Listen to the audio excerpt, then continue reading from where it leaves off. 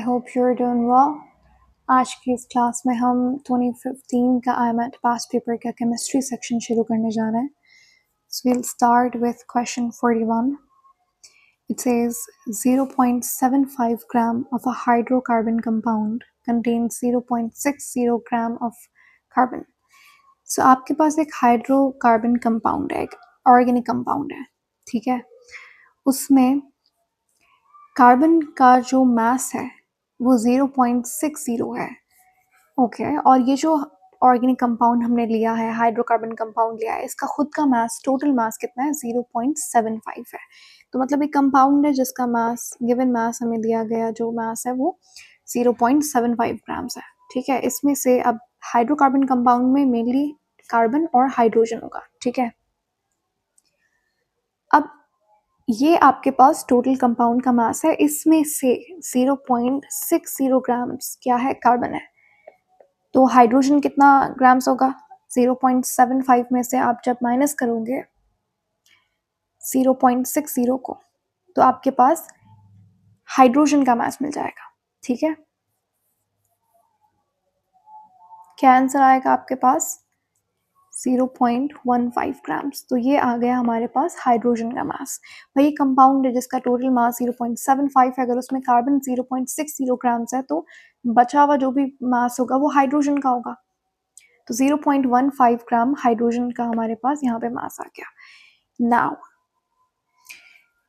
ये आपको उसने एटॉमिक मासेस दे दिए। कार्बन का एटॉमिक मास 12 होता है, हाइड्रोजन का 1, ठीक है। क्वेश्चन क्या है? हमें पूछा हुआ क्या है कि which one of the following, इनमें से कौन सा मॉलिक्यूलर फॉर्मूला है उस हाइड्रोकार्बन का जिसका हमें मास गिवन है 0.75 ग्राम्स। ओके, सो हमें फाइंड क्या करना है? Molecular formula. अब मॉलिक्यूलर फॉर्मूला फाइंड करने के लिए आपके पास जो जनरल फॉर्मूला होता है, ठीक है, वो क्या होता है? आपके पास एम्पेरिकल फॉर्मूला को जब आप मल्टीप्लाई करवाएंगे n से तो आपके पास मॉलिक्यूलर फॉर्मूला निकल जाएगा। जहाँ पे एम्पेरिकल फॉर्मूला क्या है? सिंपलेस्ट फॉर्मूला जो आपके पास होता है वो एम्पेरिकल फॉर्मूला होता है, जहाँ पे सिंपलेस्ट रेशियो ऑफ एलिमेंट्स आपको दिखता है।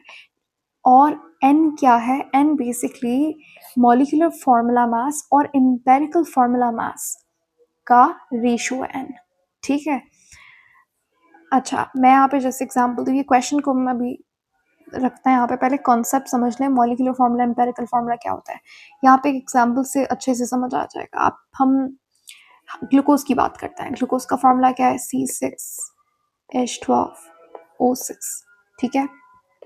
ये इसका मॉलिक्यूलर फॉर्मूला है, क्योंकि ये फॉर्मूला हमें एग्जैक्ट नंबर ऑफ एटम्स बता रहे हैं। कार्बन 6 है, हाइड्रोजन 12 है, ऑक्सीजन 6 है, ठीक है। तो ये मॉलिक्यूलर फॉर्मूला है।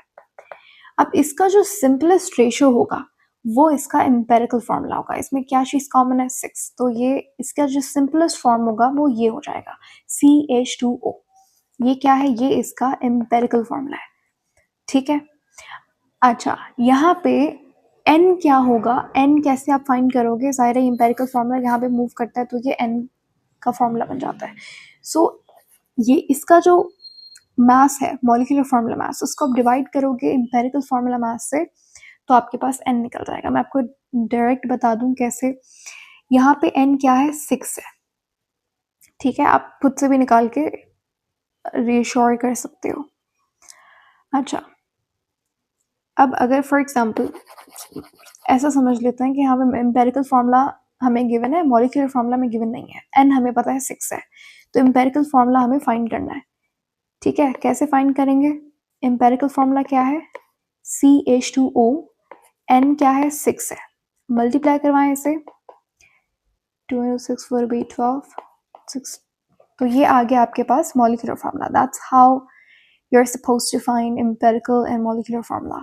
तो ये आपके पास जनरल फार्मूलाज हैं फाइंड करने के लिए। अब जो हमें क्वेश्चन गिवन है, इस सवाल में हमारे पास ना n है ना हमें एम्पेरिकल फार्मूला गिवन है। हमें जस्ट कुछ ऑप्शन दे दिए और बताया, हमें उसने दिया है गिवन मास, ठीक है। अब आपने यहाँ पे क्या करना है? हमें यहाँ पे सिंपल फाइंड करना है एम्पेरिकल फार्मूला। एक तो ये तरीका है, आप एम्पेरिकल फार्मूला इस तरीके से फाइंड कर सकते हो कि मॉलिक्यूलर फार्मूला का सिंपलेस्ट रेशो लोगे तो आपके पास एम्पेरिकल फार्मूला निकल जाएगा, या फिर if you have molecular formula mass and if you have n, तो आप इससे भी एम्पेरिकल फार्मूला मास निकाल सकते हो, एंड देन एम्पेरिकल फार्मूला भी निकल जाएगा। बट यहाँ पे हमारे पास क्वेश्चन में क्योंकि मास गिवन है तो आप यहाँ पे मास को यूज़ करके एम्पेरिकल फार्मूला निकाल सकते हो। कैसे? सी, जब आपके पास मास गिवन है तो मास से आप नंबर ऑफ मोल्स निकाल सकते हो, और वो जो मोल्स होंगे उससे आप सिंपलेस्ट रेशो यानी कि एम्पेरिकल फार्मूला निकालोगे। That's how we are going to find empirical formula. Empirical formula हमें पता लग गया, फिर आप आसानी से ऑप्शंस को एक एक करके देखेंगे हम, तो मॉलिक्यूलर फार्मूला आपको पता लग जाएगा। Okay, let's start. सो सबसे पहले ये जो कंपाउंड है हाइड्रोकार्बन कंपाउंड, इसका मास कितना है? 0.75। अब हाइड्रोकार्बन कंपाउंड में एक कार्बन है, और मतलब कार्बन और हाइड्रोजन ये दो मेन एलिमेंट्स हैं। पहले हम बात करेंगे कार्बन के नंबर ऑफ मोल्स की। कार्बन के नंबर ऑफ मोल्स कैसे फाइंड करते हैं? नंबर ऑफ मोल्स का जनरल फॉर्मूला क्या होता है? गिवन मास, जो भी मास गिवन है आपके पास उसको आप डिवाइड कर देंगे उसके एटॉमिक या फिर मॉलिक्यूलर मास से।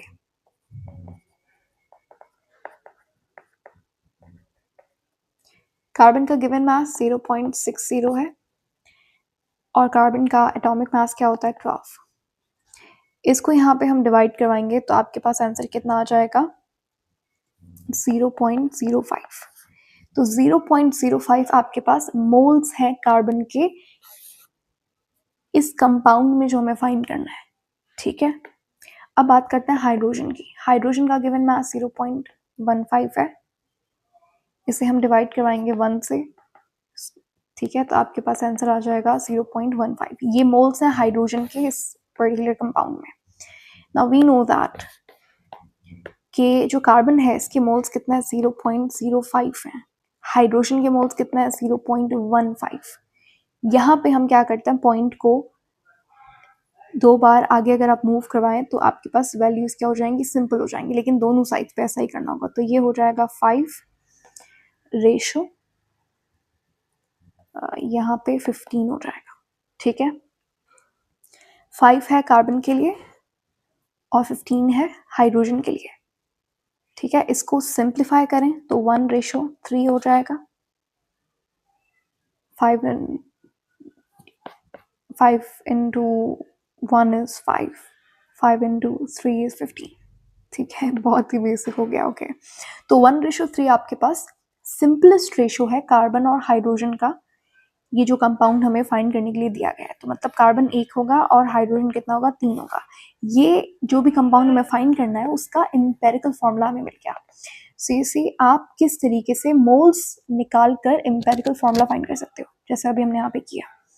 अब तो बहुत आसान सवाल हो गया, हमने 99% क्वेश्चन सॉल्व कर लिया। अब ये वाला आप यहाँ पे कंपेयर करोगे हर ऑप्शन को और आपके पास आंसर मिल जाएगा। ये सारे आपको मॉलिक्यूलर फार्मूलाज के बने हैं। इसका सब इसमें ऑप्शन वो सही होगा जहाँ पे एम्पेरिकल फार्मूला ये बनेगा CH3। देखते हैं, 3:8 नहीं, 2:4, तो इसमें 1:2 आ रहा है, तो ये भी नहीं होगा। 1:3 आ रहा है, तो इसका मतलब इसका एम्पेरिकल फार्मूला CH3 होगा। 2 into 1 is 2, 2 into 3 is 6। तो option C is the right option, perfect option. बाकी ऑप्शंस भी आप देख सकते हो, ये कोई ऑप्शन यहाँ पे फिट नहीं बैठ रहा। And that is how you are going to solve this question. I hope that really made sense. चलते हैं हम आगे वाले सवाल पे। Question 42. Yeah. Okay, इस क्वेश्चन में हमें एक रिएक्शन गिवन है, as you can see यहाँ पे।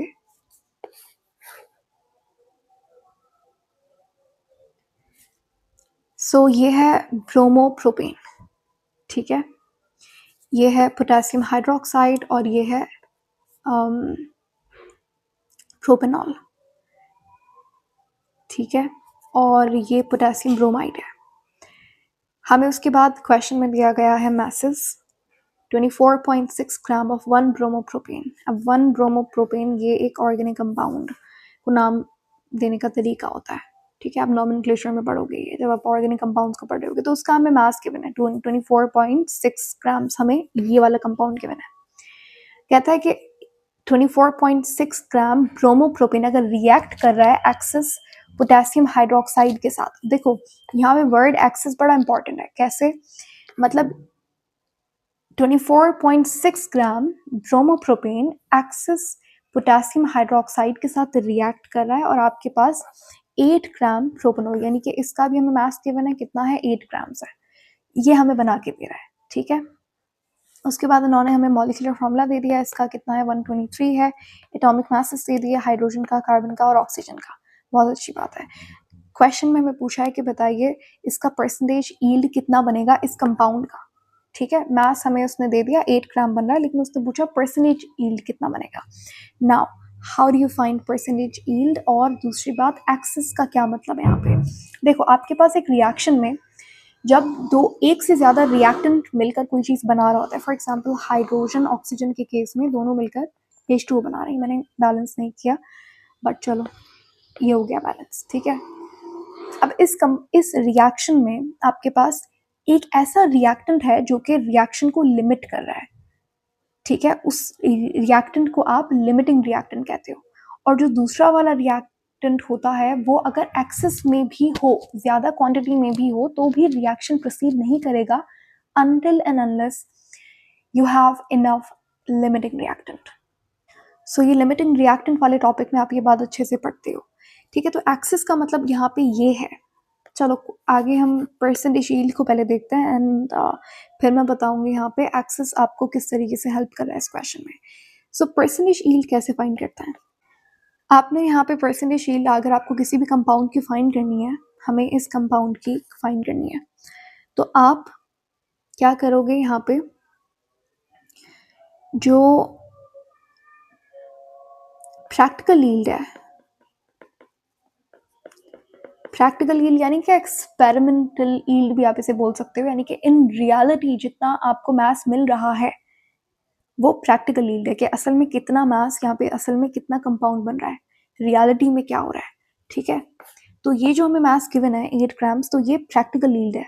प्रैक्टिकल यील्ड आप खुद से नहीं निकाल सकते जब तक आप एक्सपेरिमेंट ना करो वो चीज़ को प्रैक्टिकली। कोर्स नाम से पता चल रहा है एक्सपेरिमेंटली ये आपको मिलेगा।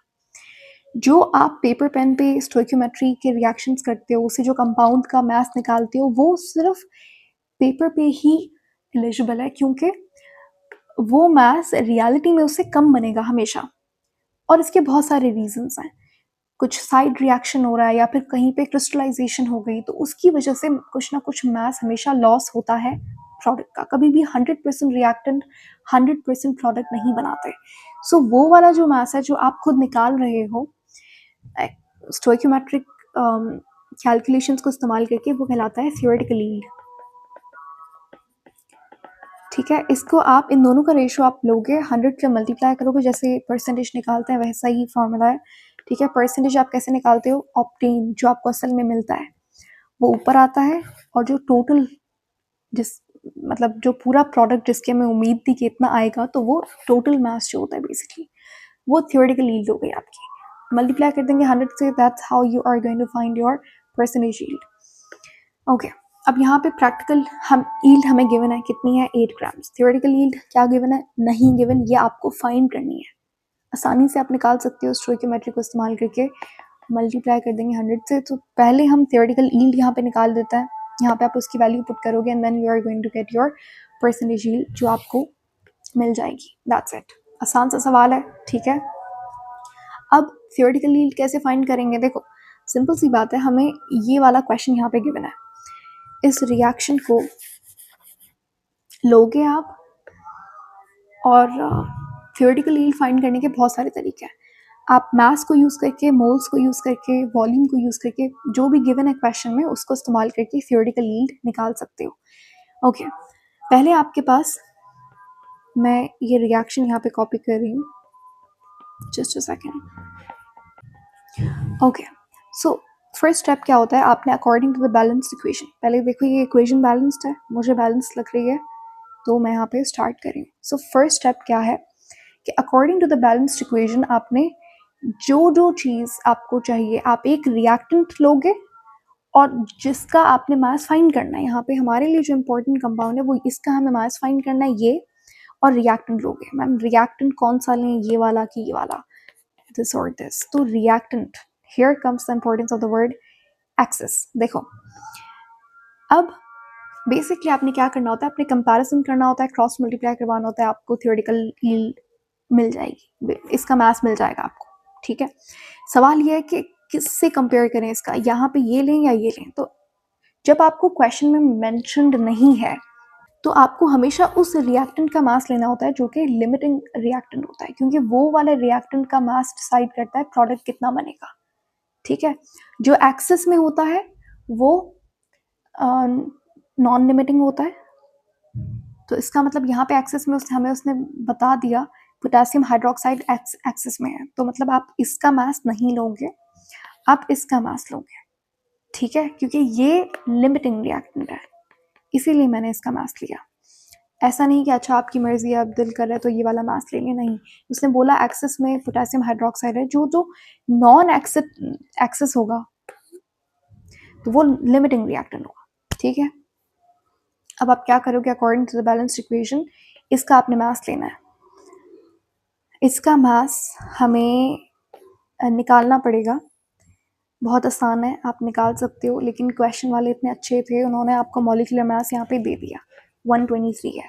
तो 123 ग्राम्स बना रहा है इसका कितना, ये आपको निकालना होगा। ये उसने कहा कि इतना तो आपको करना होगा, तो ये हम निकाल सकते हैं आसानी से इसका मॉलिक्यूलर मास।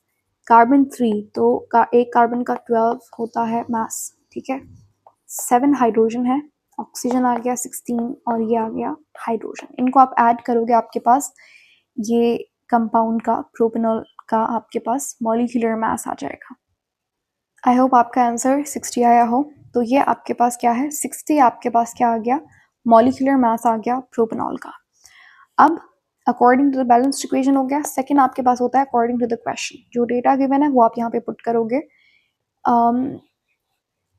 ये जो ब्रोमोप्रोपेन है इसका मास हमें जो क्वेश्चन में गिवन है गुड, क्या मास गिवन है 24.6।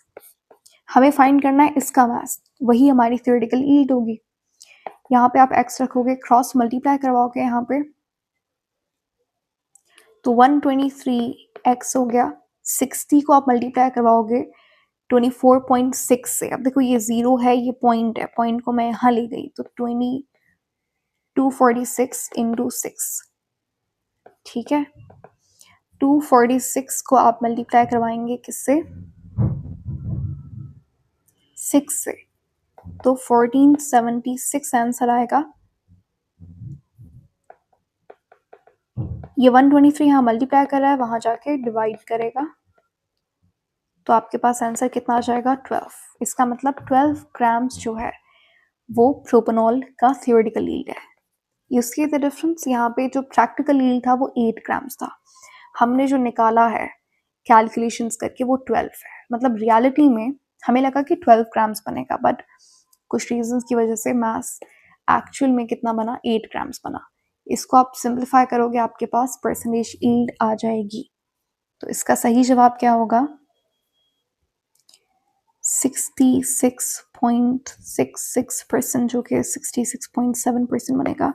ऑप्शन ई यहाँ पे बिल्कुल सही जवाब।